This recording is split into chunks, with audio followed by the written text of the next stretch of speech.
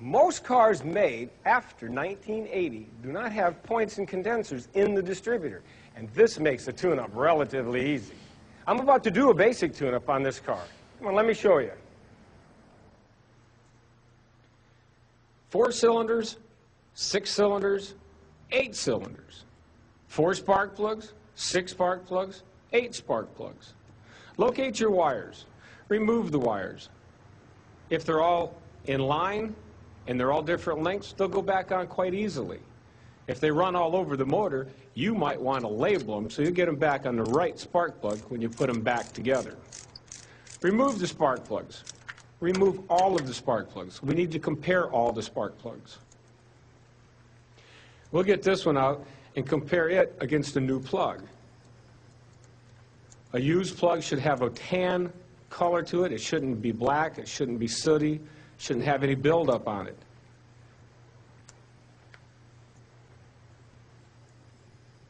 This spark plug on the left is a good-looking spark plug. The one on the right is new. We're going to go ahead and replace the plugs anyway. This plug indicates a bad cylinder and one that needs to be repaired.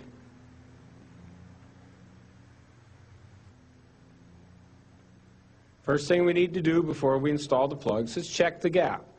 Most plugs today do come pre-gapped, but it's always a good idea to check the plugs before you put them back in your car. They might have been dropped sometime and the gap closed. This is a wire type gapping tool here. There's different types available. I prefer this wire type. This particular plug is correctly gapped. Now I'll show you a plug that needs to have the gap adjusted.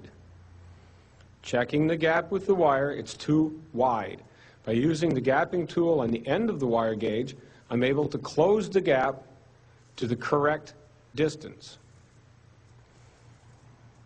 Once again, check the gap.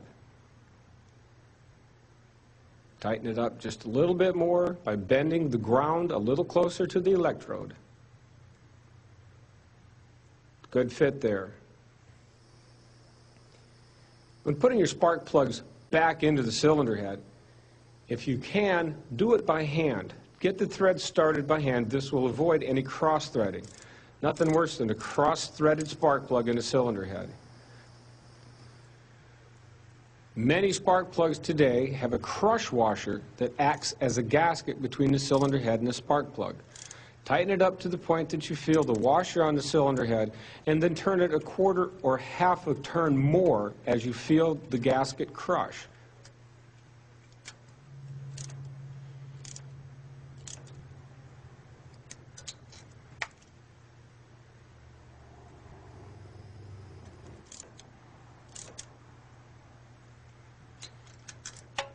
Now replace the spark plug wires. Once again, if they're in a straight line like this, it's pretty easy. If there's 6 or 8s, be careful that you put them in the correct place. Make certain that the boot fits snugly over the spark plug and that you hear the metal end inside of the boot make good contact with the tip of the spark plug.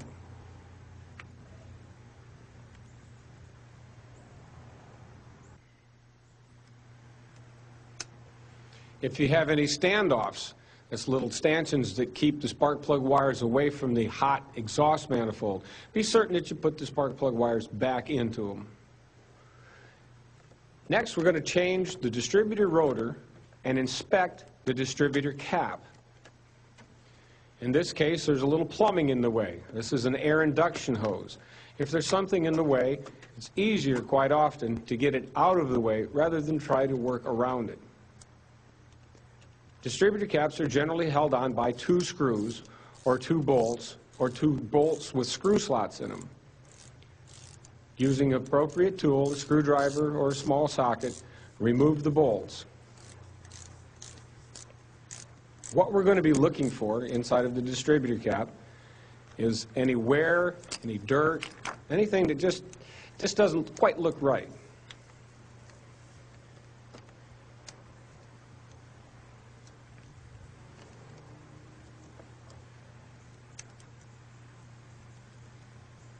Some distributor caps have clips that hold them on. Still others have spring-loaded levers that twist around and secure the cap to the distributor body. Once I get this cap removed here so we can see the rotor, I'll take the rotor off. This rotor pulls off. Others have screws that hold them on, either on the sides or one that holds it to the distributor camshaft. Now let's take a look at this rotor. The carbon follower runs right here in the top of the rotor and disperses the spark across the tip to the points inside of the cap that go to the spark plugs. We'll compare it to a new rotor. You can see the little tarnish on the end here where it's been arcing. This isn't bad, but while you've got it out, it's not a bad idea to go ahead and put the new one in. See the difference where the carbon follower runs?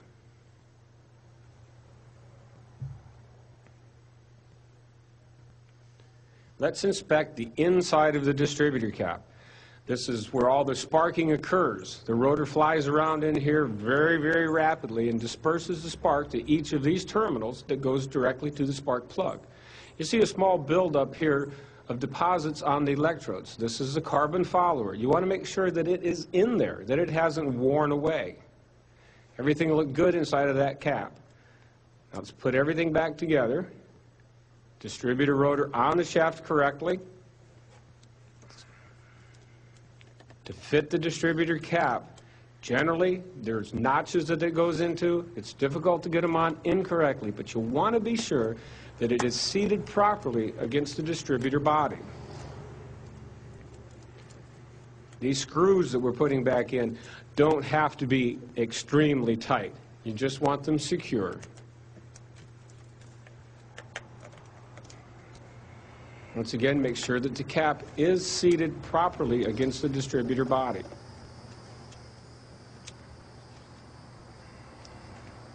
If there was any other wires that were attached anywhere to the distributor or to the cap that you had to remove, be sure to put them back in place.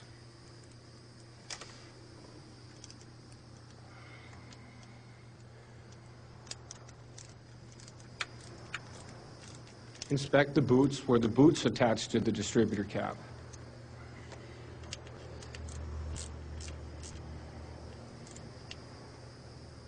Just snug it up. Now I'll put the distributor coil wire back onto the distributor. It's time to put the air induction hose back on. If you take anything off, be sure you put it back in place.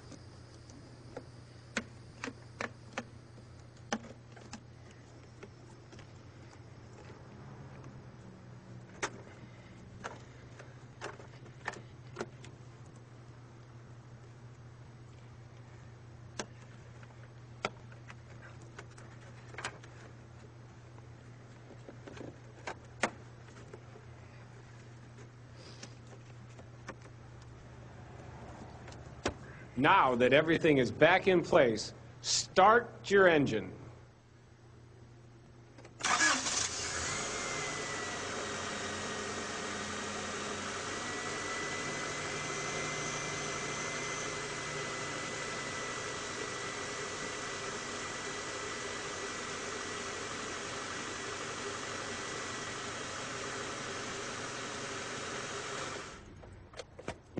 As you can see, tune-ups on late model cars have been greatly simplified, but you still must remember these important points.